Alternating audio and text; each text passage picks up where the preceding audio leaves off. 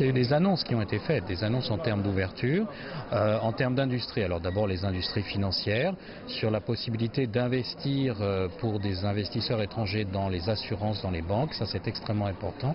La réforme de l'equity, et pas uniquement de la dette, donc ça c'est fondamental. Il y a une ouverture de la Chine au reste du monde pour transformer ce qui est central dans la réforme de son système. Donc on aurait pu croire, hein, beaucoup d'observateurs étrangers avaient peur que, puisque c'est tellement central pour la Chine, elle voudrait le faire toute seule. Eh bien non, elle s'ouvre et il va y avoir apparemment des réformes également dans le domaine de certaines industries, comme par exemple l'industrie automobile, avec une ouverture qui est annoncée. Donc on est tous très impatients de voir ça et de contribuer à cet effort d'ouverture accéléré de la Chine.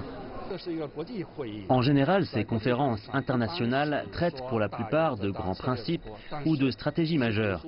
Cependant, le discours du président chinois Xi Jinping n'était pas seulement clairvoyant, mais aussi terre à terre. Par exemple, pour les mesures qu'il a mentionnées sur l'ouverture plus grande du marché, il a exigé que cela se fasse le plus tôt et le plus vite possible.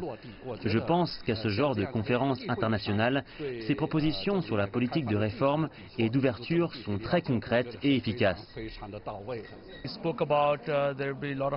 Il dit qu'il y aurait beaucoup de libéralisation du commerce. Il a beaucoup insisté sur l'innovation et je pense que c'est très nécessaire. Je viens d'Inde et je pense que c'est une bonne nouvelle pour l'Inde parce que la Chine est un partenaire important de l'Inde et nous attendons beaucoup de ces réformes. Je pense que c'est une très bonne décision. Ce qu'il avait dit l'an dernier à Davos et cette fois à Boao est très similaire et je pense que c'est très bon pour l'Asie.